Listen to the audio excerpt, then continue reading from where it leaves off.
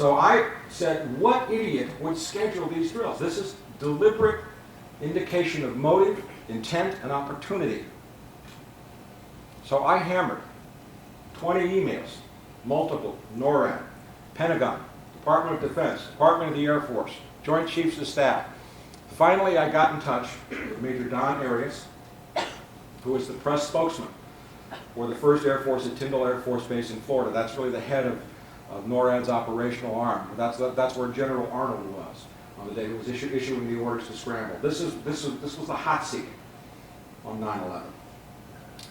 And I laid out everything in my detailed emails. You can read all the emails word for word. They're all right in here with the responses and everything else in the book. So you can see what I wrote, you can see what they wrote back.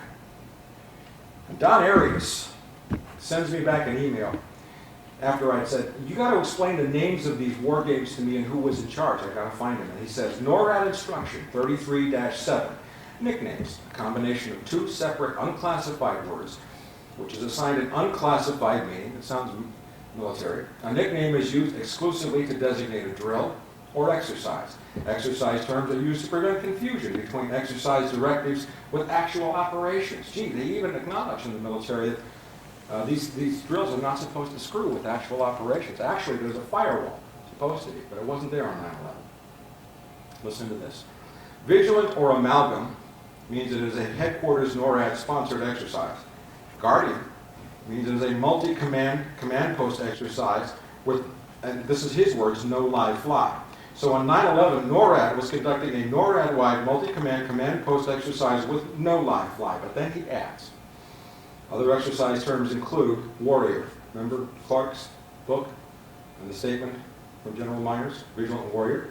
Warrior equals Joint Chiefs of Staff, headquarters NORAD-sponsored field training exercise or field training exercise live fly. That is an official on-the-record confirmation from the United States Air Force officer that the Joint Chiefs of Staff are running a live fly hijack drill on the morning of 9/11. Have you ever heard that? Now let me tell you about Don Arias. I love Don Arias. I did some more checking on Don Arias. He had a reason to tell that to me. And actually, I believe some high-ranking military officers made sure that I got hold of this.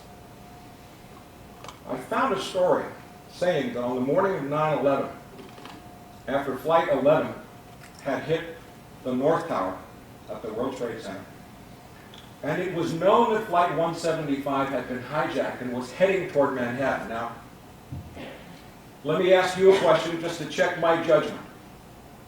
If you knew that the North Tower had been hit by Flight 11, by a hijacked airliner, and you knew that Flight 175, taking off out of Boston Logan, I think it was, had been hijacked because they have an IFF button, identify friend or foe, on the yoke where the pilot just pushes the button, it automatically lights up as a hijack, it misses turns, the radio contact was broke, it failed to squawk, it confirmed hijacking. 25 minutes and it's turned toward Manhattan. Would you assume that that second airliner was heading toward the other World Trade Center tower? Is that a logical assumption? Well, here's what I found out. I confirmed that the FAA knew Flight 175 was hijacked. I confirmed that NORAD knew Flight 175 was hijacked. And I've also confirmed that the Presidential Emergency Operations Center knew that Flight 175 was hijacked. Don Arias' brother was working in the World Trade Center. What does Major Arias do? He leaves his post, he walks to a landline telephone, he calls his brother in the World Trade Center and says, you get out of that building and you don't come back until I call you. Now, is there something wrong with that picture? Why didn't NORAD, the White House, the FAA, or anybody warn anybody else in the World Trade Center that that second plane was coming? They knew it. An Air Force officer had to leave his post to call his brother on a telephone?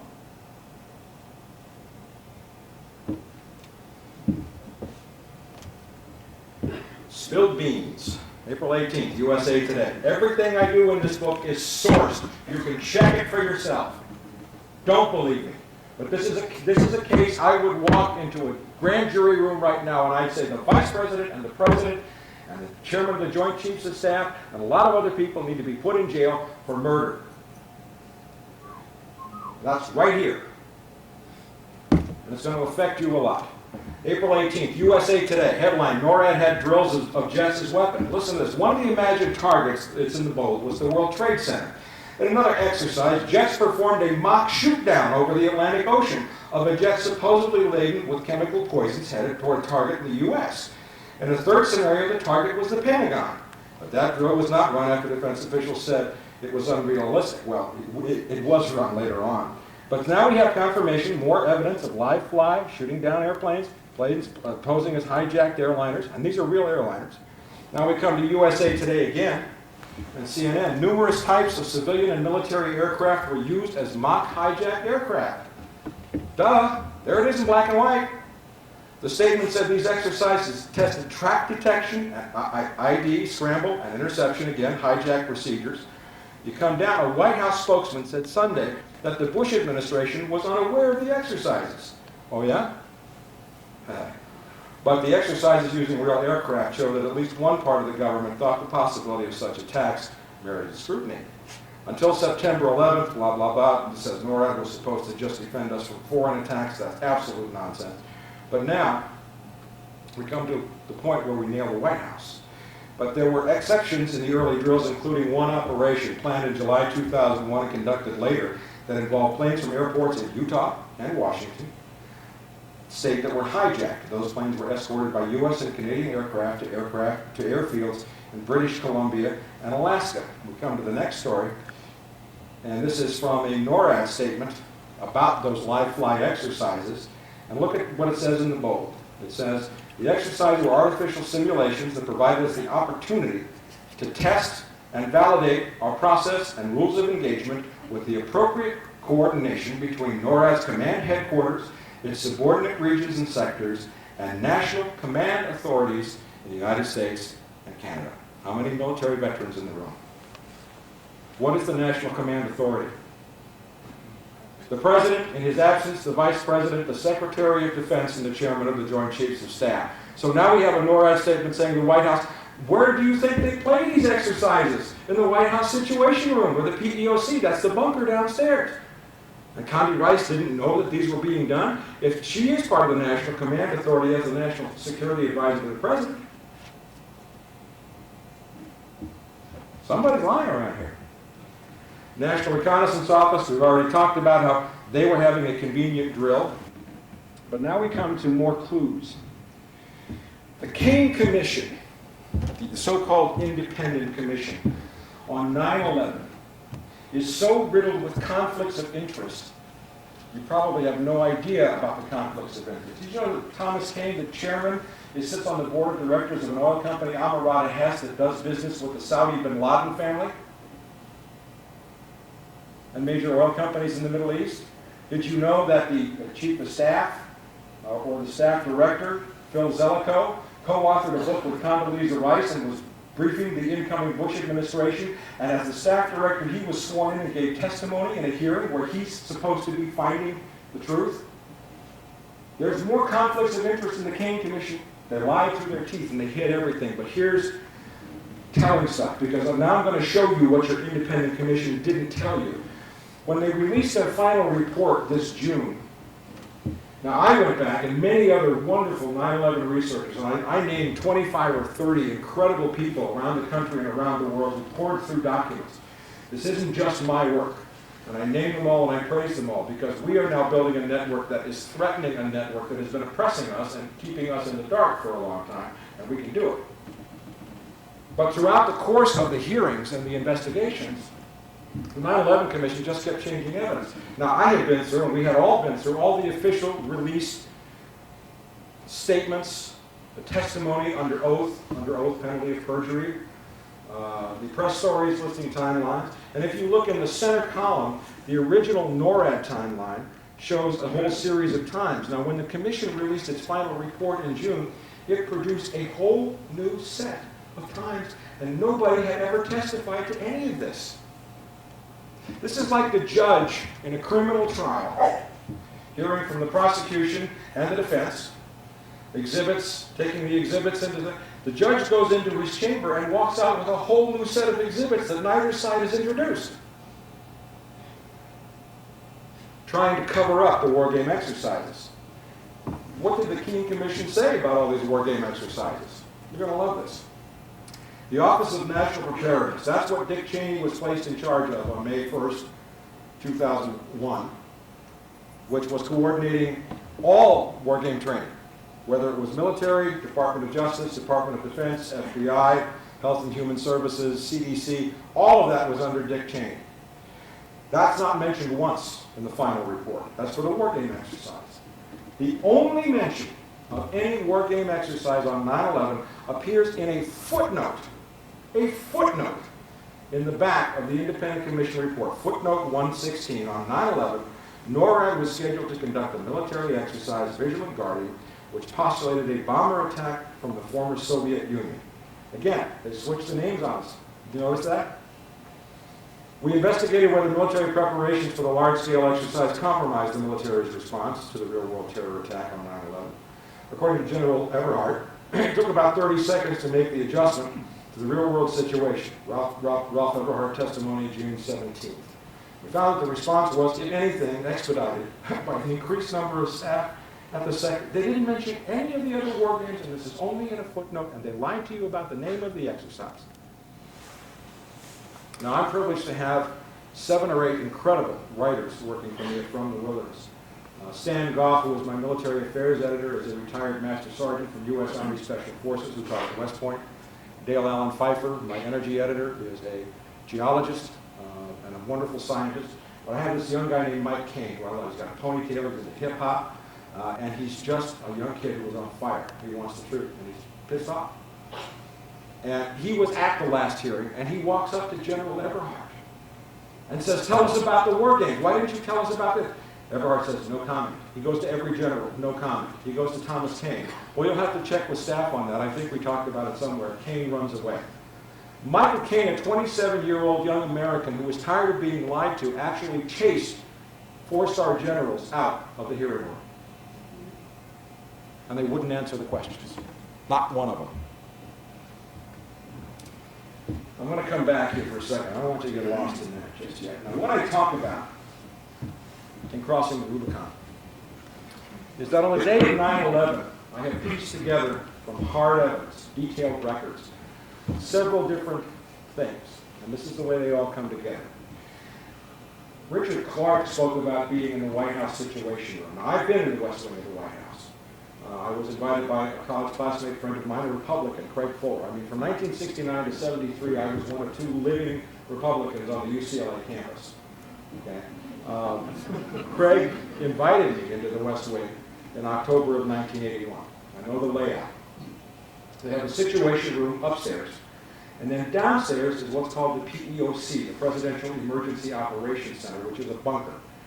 At the start of the attacks, Cheney goes to the bunker. Richard Clark, Norm Mineta, the cabinet members, the generals were all putting on a show in the White House Situation Room.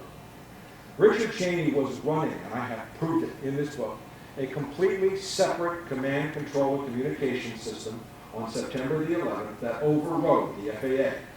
His instrument for doing that was the United States Secret Service. If any of you go, how many surf the web? Go to the web tonight, go to Google or your favorite search engine, and type in National Special Security Event, NSSE, National Special Security Event. See what you come up with.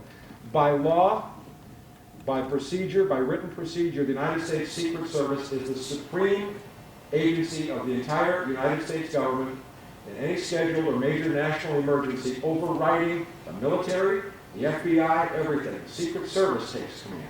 And the Secret Service, you probably didn't know this, has every radar that the Air Force has. They have every communication system that every other agency has. It's a completely redundant system in the Secret Service's hands. And their Joint Operations Center is right next to the PEOC, that's the bunker, where Dick Cheney and his wife Lynn Cheney were on the morning of 9/11. There's an interesting quote in Richard Clark's book where he talks about how Cheney kept hanging up the phone on him. I have records showing that Secret Service agents were in WTC-7. You know what that is, WTC-7? How many buildings fell at the World Trade Center on 9/11? 3. How many buildings were hit? 2. WTC-7 was a building about, I guess, 150 yards or maybe 100 yards away from the Twin Towers. which contained the New York City Emergency Operations Center. It contained the New York City CIA station, Cliff Robertson, remember him? That's where their offices are in New York, were in New York City, and it also housed the Secret Service offices. No plane hit that building, yet it demolished perfectly. Why?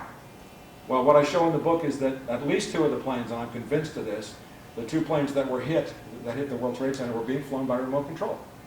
That technology has existed since the 1970s. I also document, I got stuff from Northrop Grumman, I got stuff from all kinds of major companies about how they can fly airliners, they can land airliners on their own, even if they're being hijacked. Now you kind of wonder why it was necessary to shoot down Flight 93. What about all those brave people breaking into the cockpit and find out that nobody was flying it? Dick Cheney was running a completely separate command and control communication system where he had software access to override everybody else's stuff.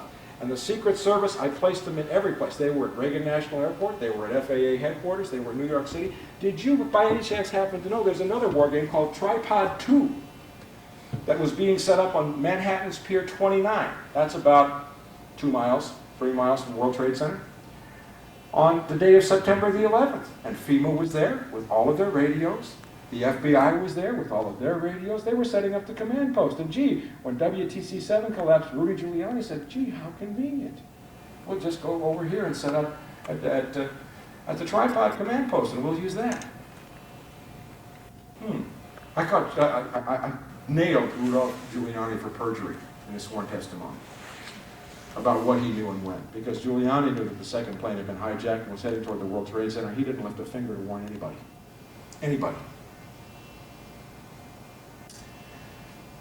So if you put all this stuff together,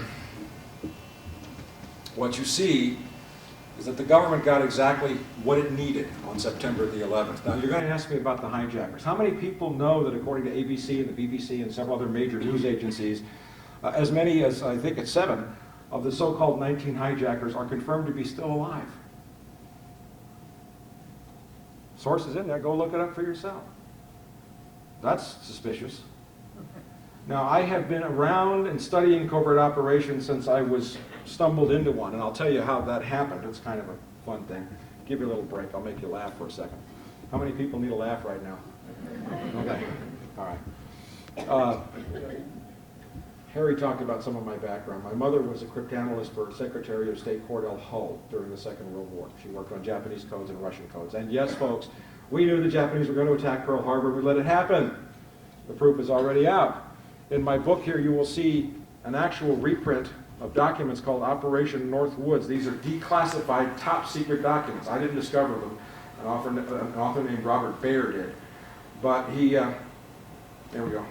No. He got these declassified top-secret documents that showed that in 1962, the Joint Chiefs was planning to shoot down American airliners, attack American military bases, and kill American people, and blame it on Fidel Castro. And the documents are all right here. You can see the stamps, unclassified. You know, the original documents were all stamped top secret. They're right here. You can read it for yourself. If you don't believe that could happen, then you're going to have a problem when you find real government documents that tell you it does happen. My father left the Air Force, went to work for Martin, Keyhole Spy Satellites. My mother, my father's relatives, Barbara and Sam had been OSS during the Second World War. That was the forerunner for CIA. His wife, Barbara, was career at CIA in Langley. Everybody in my family worked for the Intelligence Committee. I was born in Washington, D.C. I used to come home from school and say, "What's for dinner?" And Mom would say, "I can't tell you." I knew you needed a laugh. Okay, that's good. Okay. I got into this mess because the CIA tried to recruit me twice. First, when I was a senior at UCLA, I was flown back to Washington, D.C. I had interned for LAPD for 3 years. I really wanted to be a cop. They'd run my background and found out that I had a Q clearance just because I lived in the same house with my father. That's cleared to handle atomic secrets. And so suddenly I'm working for our chief of police, Ed Davis. The CIA flies me back, family flies me back to Washington. They say, "We want to make you a case officer." That's the highest one on the food chain. And then we'll send you back to the LAPD Academy, and that'll be your cover. Now that's illegal in case you didn't know. Or it was illegal. It's not since the Patriot Act. They can do that now all they want to. legally. I turned him down. I came back, specialized in narcotics, worked South Central, and one day I went to my favorite watering hole bar, and there was a very, very beautiful American woman named Teddy sitting there with a slightly unzipped sweatshirt with the New Orleans Police Department patch on one shoulder. Her name was Teddy, and she was a career contract agent for the CIA, who had also grown up with the niece of the Shah of Iran here in America, who knew a lot of organized crime figures, who knew generals in the military, lots of guys in the LAPD. That recruitment pitch was a little different than the first one they gave me in Washington. And we got engaged, fell in love, but what I saw was that she was facilitating the movement of large, major quantities of heroin in the United States. I even tracked her down in New Orleans. I would not get involved. And this is after money offers were put on the table. I wouldn't do it.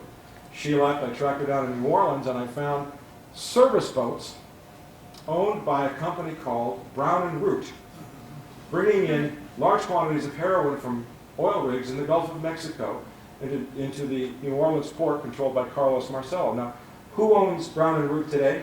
Halliburton. Halliburton. So you might say I've been on one case for 26 years. I sure wish it's time for a change. That's all I can tell you. But that's how I got into this. And you start with this by refusing to accept one little thing. And if it causes you what they call cognitive dissonance, you know what cognitive dissonance is, right? That's like, the Italians call it agita, you know, agitated stomach, cognitive dissonance. Oh my God. Now you can either deny that fact, or you can assume responsibility for what you know, but then you open the can of worms and you set yourself on a little trail. Well, I've done a lot of that work for you here, because I've told you what's going on and why. You'll ask me your questions when we're done tonight, but I got a lot to go through now. So that's how I didn't volunteer for this work. I didn't set off and say, I'm going to be like a famous author someday and get shot at 2 or 3 times. I was arrested once, forced into bankruptcy. I didn't volunteer for that. But somebody has to stand and draw the line and say, I'm not walking away. Now let's talk about your motive. Why would the U.S. government do that? Why?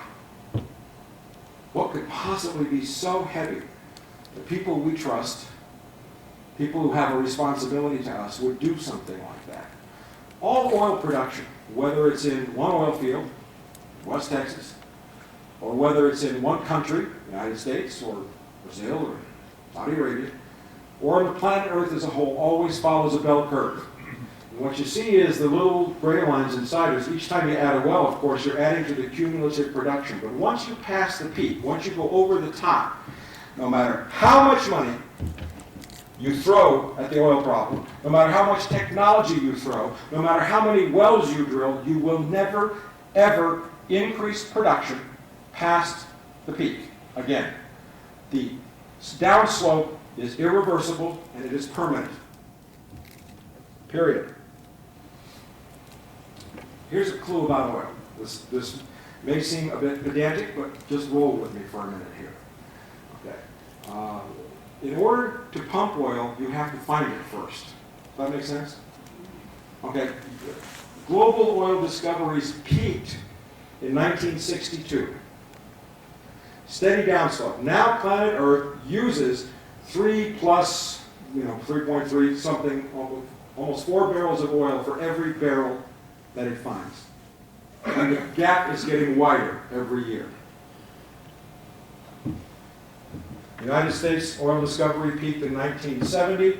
A scientist, a wonderful geologist named M. King Ruppert, came up with a graph called the Ruppert curve.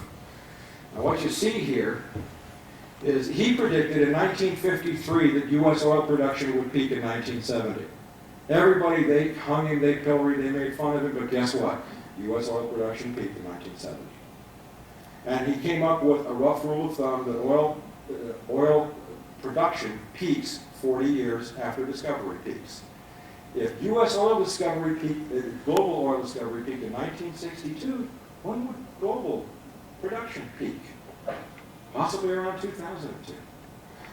Now, what we see here, the red curve is hydrocarbon energy production. That includes oil and natural gas. Natural gas is a little bit different in the way it behaves.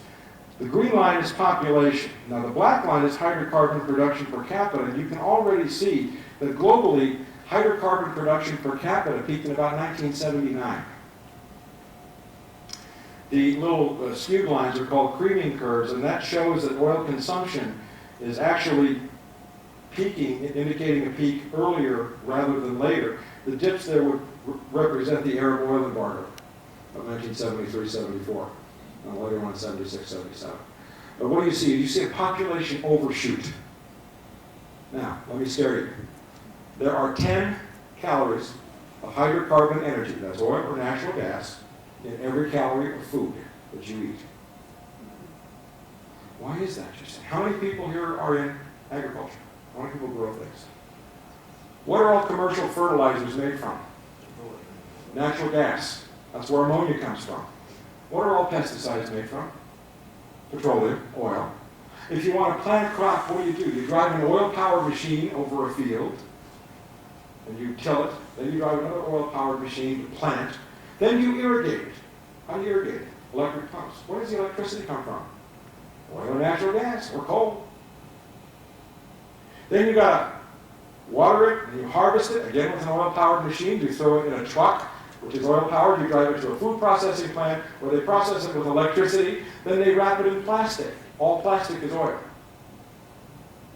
Then another oil-powered vehicle drives it to your market, where you drive an oil-powered vehicle, and you probably whip out a plastic ATM card, also made from oil, to pay for it, take it home, put it on a plastic plate, and throw it in your microwave, and then you eat it. 10 calories of hydrocarbon energy for every calorie of food consumed on planet Earth. We have the scariest story I have ever published from the wilderness. You got to go to my website, www.fromthewilderness.com. About 80% of the stories there are for my paid subscribers get the really sexy stuff, but there's a whole bunch of stuff there that'll say it. This story is great. The scariest story that I've ever published is called Eating Fossil Fuels. You read that and you will never look at food the same way again. The Chinese are certainly looking at it that way. I predicted the Northeast blackout 6 weeks before it happened last year. Why? Oil follows a curve. Gas, and the reason why it follows a curve is this. Oil, if you think about it, is a sticky fluid substance that gets caught in the interstitial spaces between rocks, and when you got to go get the oil, you got to pump it out, and you know, so you come with gas. It's what? It's gas. Stops flowing when the pressure goes away. So natural gas tends to just right off the cliff. We don't import natural gas anywhere in North America except from North America. Why? Because LNG is the only way you can do it. We don't have any LNG terminals. We have 1 or 2 under construction. We need about 16 with 1,000 liquefied natural gas tankers costing $150 million each to import natural gas from overseas. Now, you're not too far from Canada. And I've got a lot of great Canadian friends. I've been in Canada many times. I've lectured on 9/11 in 9 countries, 40 lectures in 9 countries in the last 3 years. And people run up and say, well, yeah, but the U.S. only imports 15% of its natural gas from Canada. Yeah, but that's half of Canada's natural gas. Half.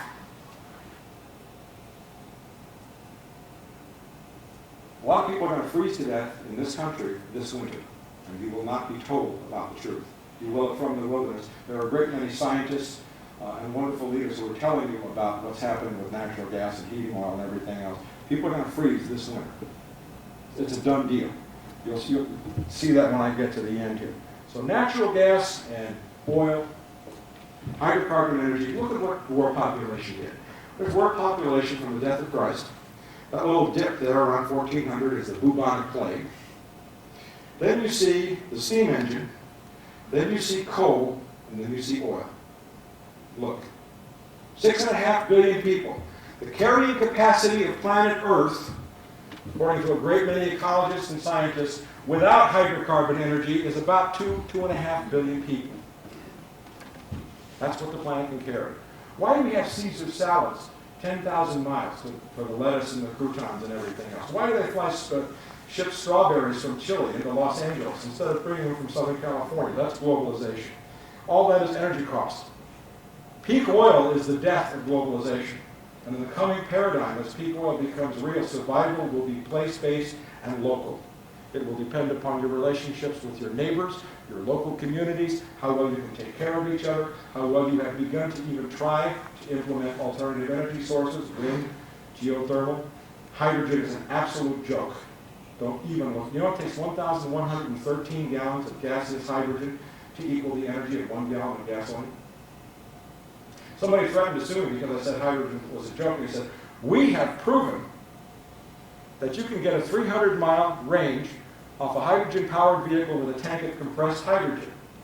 I said, great, who's going to do the crash tests? Remember the Hindenburg?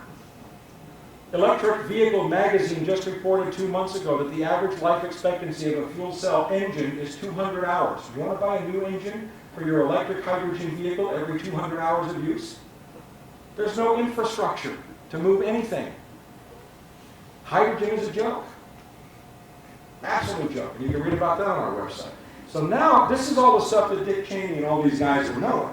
Not only Dick Cheney, but the Democrats as well. John Kerry knows it as well as the rest. And what do both of these idiots tell you? We will make America independent of foreign oil. On what? You're dreaming. They're absolutely lying for why? Why? Because they have to protect the stock market. And this will be the big point that I'm coming to here. Now, this is a 2-year-old map that, again, I was playing detective. I just started putting troops on the map. Now, the black was where we deployed right after 9/11, and these troops were all deployed right before we invaded Iraq. Now, what have we surrounded? Should I go back to that map where 60% of all the available oil on the planet is? Is that suspicious? Saudi Arabia is next, probably. West Africa, we're going to be fighting a lot in West Africa. Why? It takes, West Africa, it doesn't have a ton of oil. Let's say that in the Middle East region, there is, out of a total of 1 trillion barrels left, we've used half in 100 years. By the way, planet Earth uses 1 billion barrels of oil every 11.5 days. Do the math on that. But oil doesn't pour like water out of a glass. It doesn't pour until Thursday night and stop on Friday morning. Every barrel of oil, after you pass peak, becomes more expensive and harder to produce and of lesser quality. Why? Because we've picked all the low-hanging fruit. Doesn't that make sense? We found all the big fields. We've pumped all the light sweet crude. Saudi Arabia just increased production. Great. Heavy sour oil. Do you know what you can make out of heavy sour oil? Asphalt. Do we need asphalt? No. The plan was to surround this oil from the beginning. Brzezinski told us that. Cheney told us that. I've got 4, 5, 6 sources in here. Government sources. I didn't make this up. I just found their paperwork. So we surrounded all the oil there. Now, there will always be oil in the ground, by the way. Always. You know why?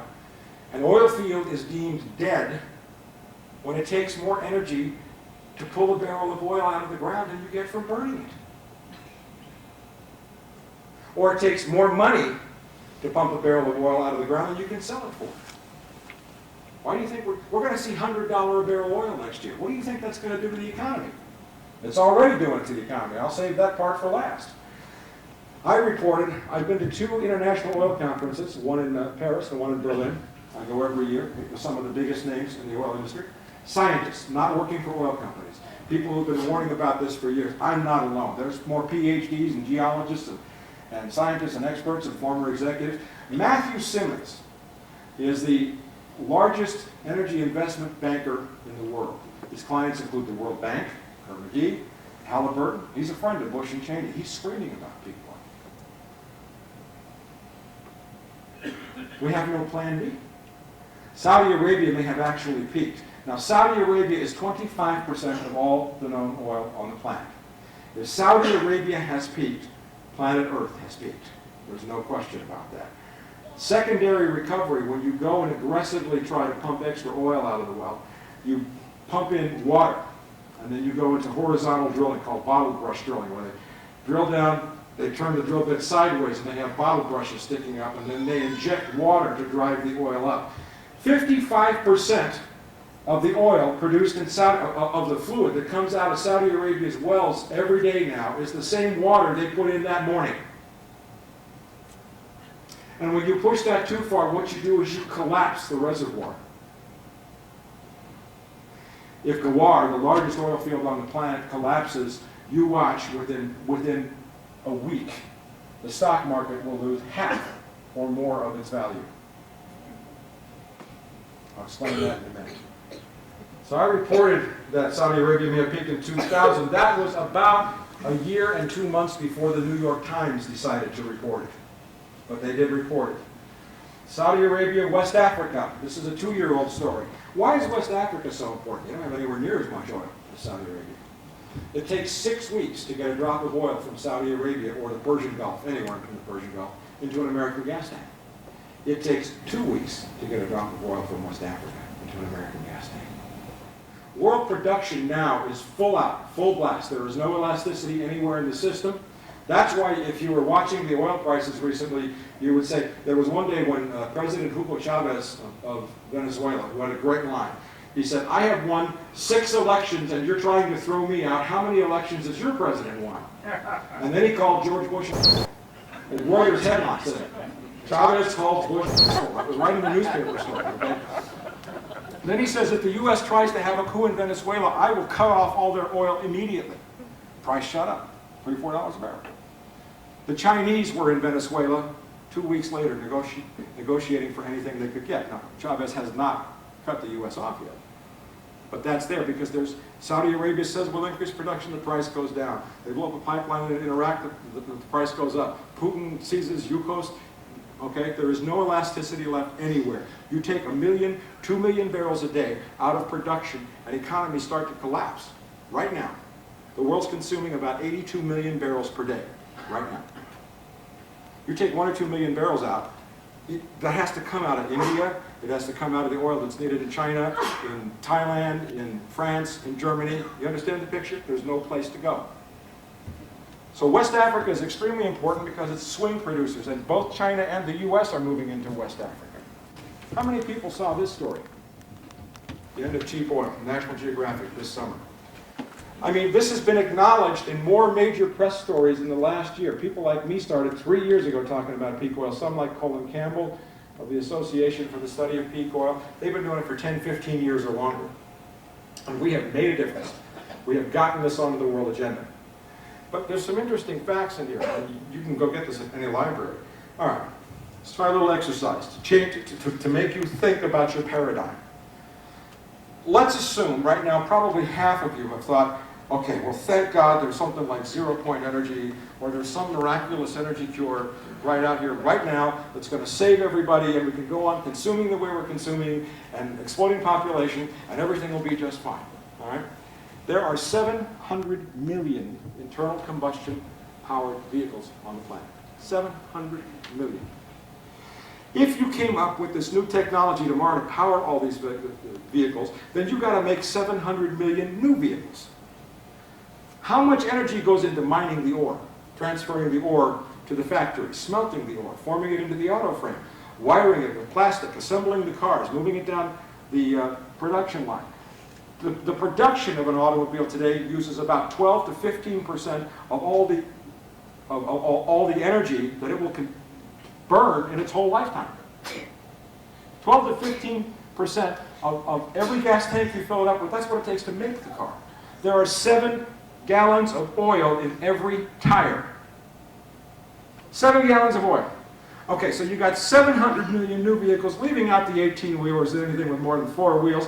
4 times 700, that's a 2.8 billion tires times 7 gallons of oil just to make all those new vehicles. Do you see the problem? Infrastructure. It takes 30 plus years to change an energy infrastructure.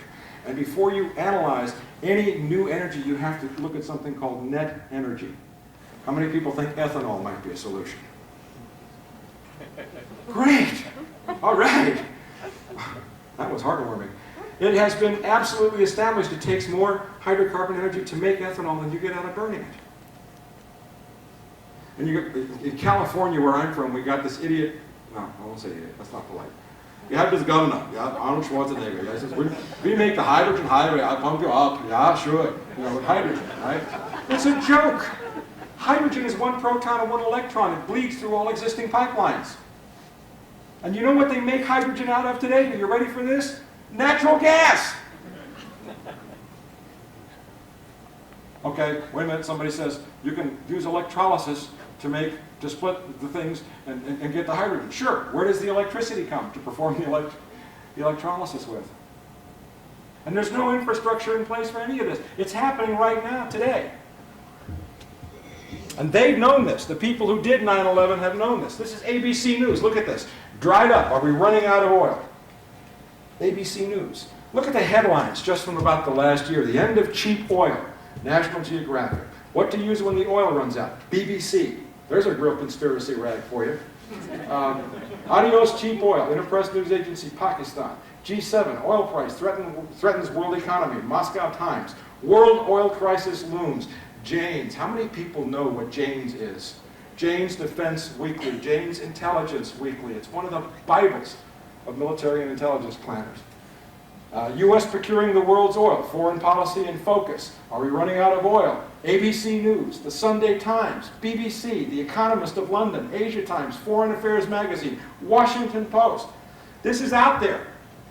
But you haven't been told about it, have you? Check my sources. They're all in the book. They're all in here. It's real. That's coming to get you. Is China the end game?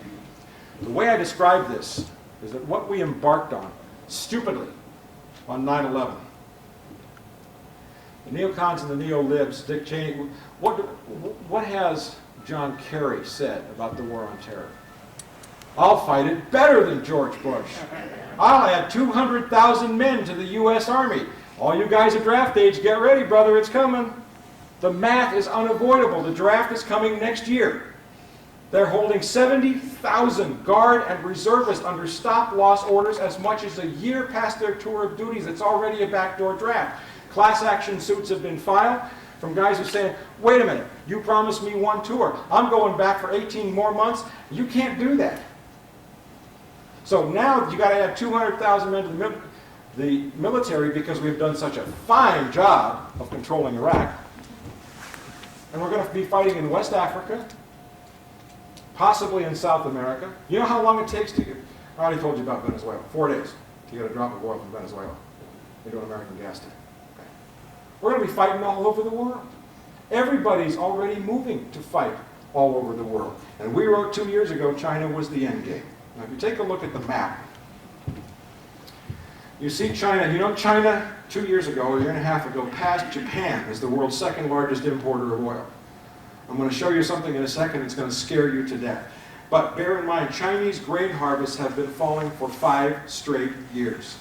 Falling. The people are hungry. China is already having massive blackouts. All you hear on the news is the Chinese red-hot economy, right? Are they supporting American jobs? Well, guess what? The Sony and the GM factories and the Toyota factories, all operating in China, they're having blackouts because China doesn't have enough energy to generate electricity, and they're shutting down the plants sometimes 2-3 days a week because they got no energy. Now, to talk about the interdependence of the world economy, Wall Street depends upon what goes on in China. Why? Because they buy our goods, right?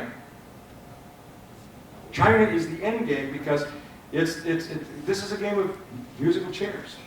But now we weed out countries. If these are the major players, boom, well, there's Thailand. I guess they don't need oil. And boom, well, we can live without New Zealand. Okay, well, the last two will be China and the U.S. If it gets that far. The way these bozos are running things, we're probably going to nuke each other or unleash biological weapons. Can you picture Henry Kissinger sitting back and saying, well, the problem is not that there is too little oil. The problem is just that there are too many people. The Rockefellers think about that a lot. They have a lot to do with eugenics. People have asked me if I have a plan for population reduction. No, I don't, but I'm damn sure they do. Look at this. This just came out about a week ago. The red line down here, this is U.S. oil consumption. You see this little up, the red one here is China. You see how it's kind of like going like that? The numbers were just released that by 2020, the increase in Chinese oil consumption to keep China stable is going to exceed the amount of oil we use in the United States today. That's how much they have to increase their consumption. Where is that oil coming from? LA Times, U.S. China are on collision course over oil. China's rising grain prices could signal global food crisis. We just had 5 aircraft carrier battle groups. 5 in one place engaging in a military war game exercise off the South China coast. That's a clue. U.S. Navy plans West Africa exercise. Now, West Africa is on the brink of whole-scale, and from Angola to Chad to Cameroon to Equatorial Guinea to Sao Tome and Principe. We've had coups there. We've just shipped 6 warships to Nigeria. Royal Dutch Shell is there. The Chinese are moving into West Africa, even with military advisors. You haven't been told about that, have you? There he is, the China effect. Washington Post talking about it. Times Online, business. Soaring oil price leaves China with an energy gap. U.S. struggles to encircle China. This is from the Voice of America. And, who can tell me what United States government agency is closely linked with the Voice of America? Central Intelligence Agency pays the bills for them, okay? Look at the headline. China's new African oil ties create concerns. That's also in Sudan and Algeria and Sub-Saharan Africa. Clash of Asian titans over West African oil. That's the Straits Times of Malaysia, great paper, BBC News. China warns of more power cuts. Not only is it happening in China, ladies and gentlemen, it's happening in Thailand, Scotland, New Guinea. It's happening in Ireland. It's happening in Australia. They're having blackouts all over the world, and they're planning for terrible crises. Major governments are having emergency sessions of their legislatures to discuss what to do when the real crunch hits. Did you know any of this? Do you remember what happened right after 9/11? What did Dick Cheney tell you? This is probably a war that will not end in our lifetimes. Infinite war. A sequential war to control the last remaining oil reserves on the planet. It is unavoidable. CBS Market Watch. You can barely read this. How many people here heat their homes with natural gas? Natural gas futures went up 21% last week alone.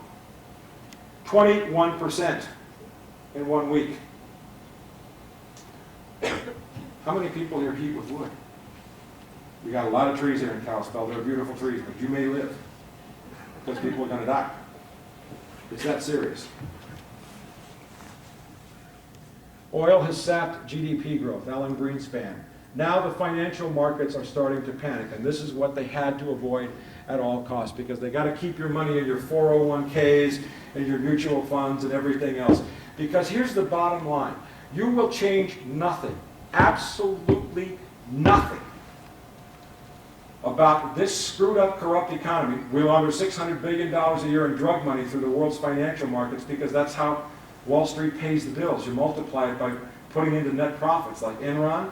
You know, Enron had 700 subsidiaries in the Cayman Islands. I got news for you, there's no oil and gas in the Cayman Islands. All the major corporations do it. GE, I've got the documents right in here. U.S. Senate documents, Department of Justice documents. Every major corporation launders drug money. Why? Because if you sneak it onto the bottom line, if you have a price-to-earnings ratio of 30-to-1, if you sneak it onto your net profits, your stock value goes up $30 for every dollar of drug money you sneak onto your bottom line. This is all about money. You will change nothing until you change the way money works.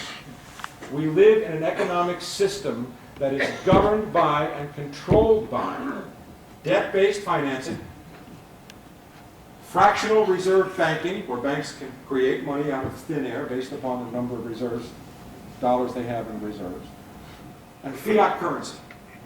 You know, the Federal Reserve is not an agency of the federal government, right? I mean, this is Montana. Everybody here should know that. It's a private bank. It's owned by private banks.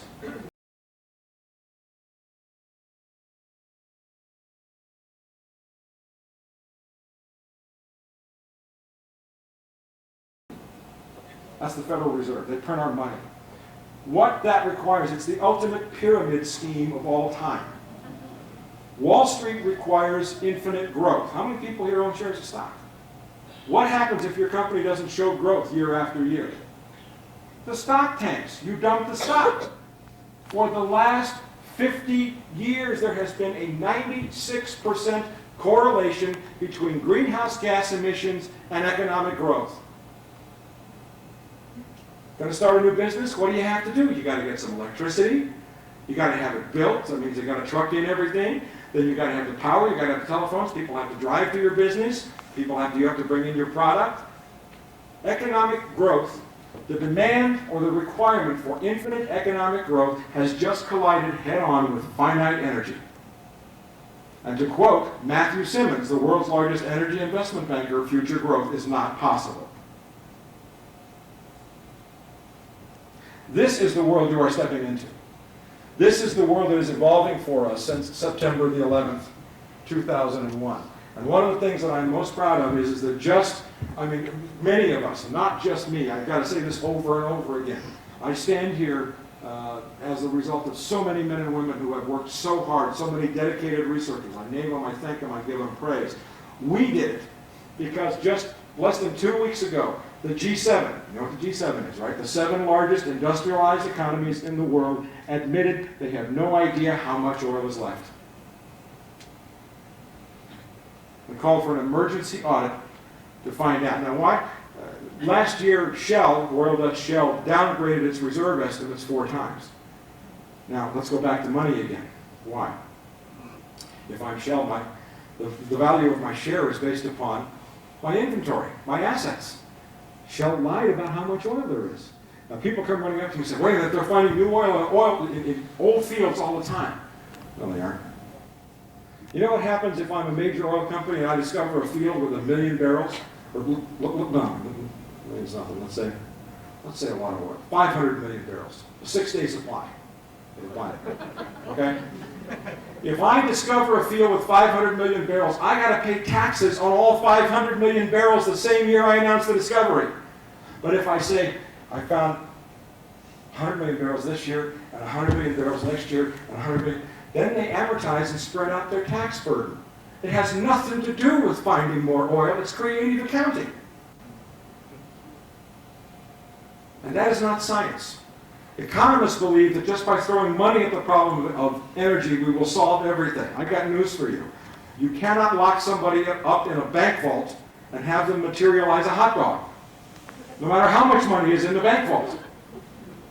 People come up running us, telling us about abiotic oil. There's an infinite supply. It's made in nature. It flows up from the... Yeah, right. Okay, listen, the world is falling apart now. We have major economic alerts coming about major crashes all over the planet. Blackouts, people starving this winter, people freezing to death this winter. Major global conflict. Don't you think it was time, if somebody knew where all this secret oil was, it's time to produce it? It's not even in the interest of the big corporations if you think they're the enemy, because they know that they're going down too. And what are they doing? They're sucking the wealth out of this country. You know that $4 trillion has been stolen out of your Pentagon? I have the government records on that. Your tax money, $4 trillion with a T, gone. They're transferring the wealth. What are they doing? They're taking care of the elites.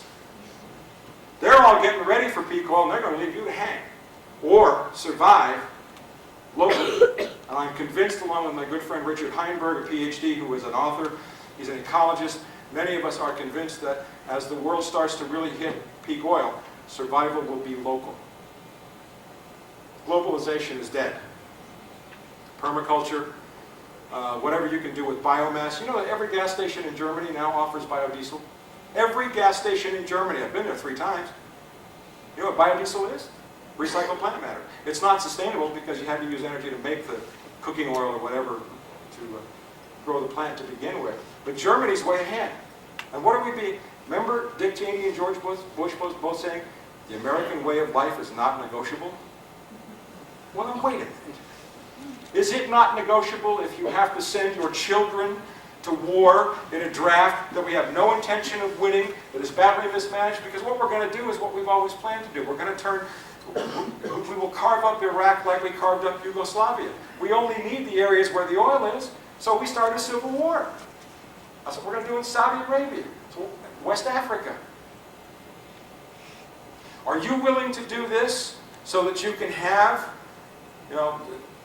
lots of energy at your fingertips? How many people are you? Do you agree with the movie at the end where Cliff Robertson says all they're going to want us to do is go out and get it? Do you care how many people you kill? I don't think I ever gave my government permission to go out and kill people so that I could have cheap oil. That's not American. I'm sorry. That's not the America I grew up in. That's not the America I believe in, especially when there's no transparency in their life. So what do we stand for?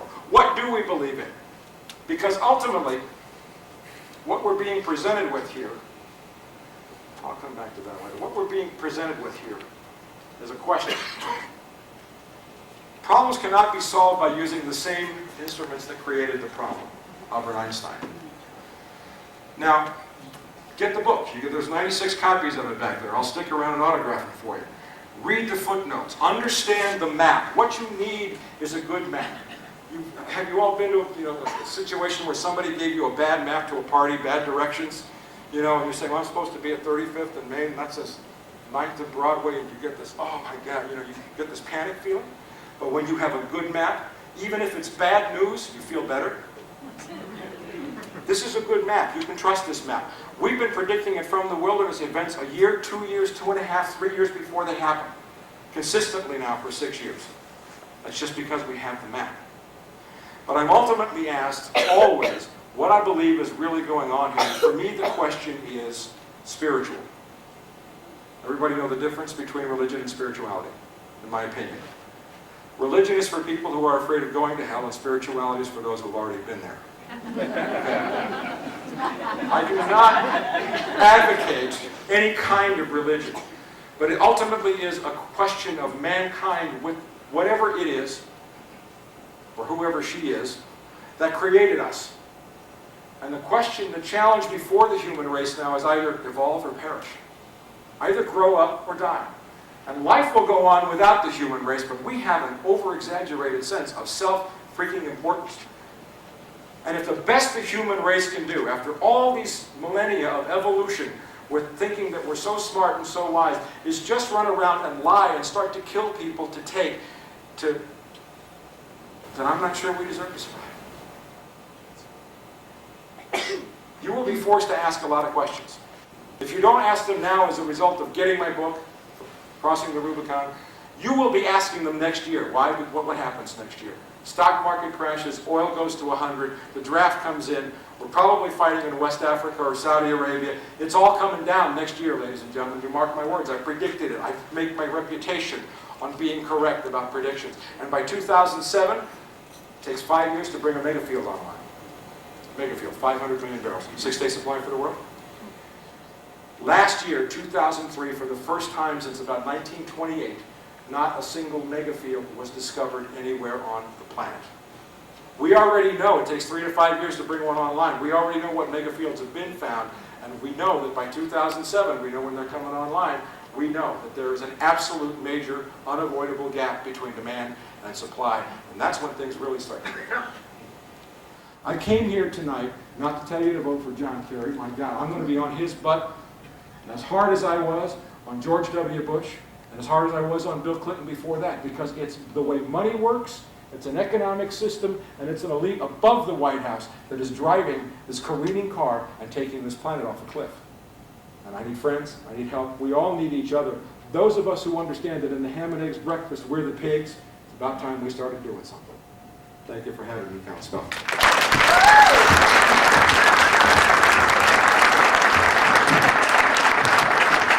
Thank you.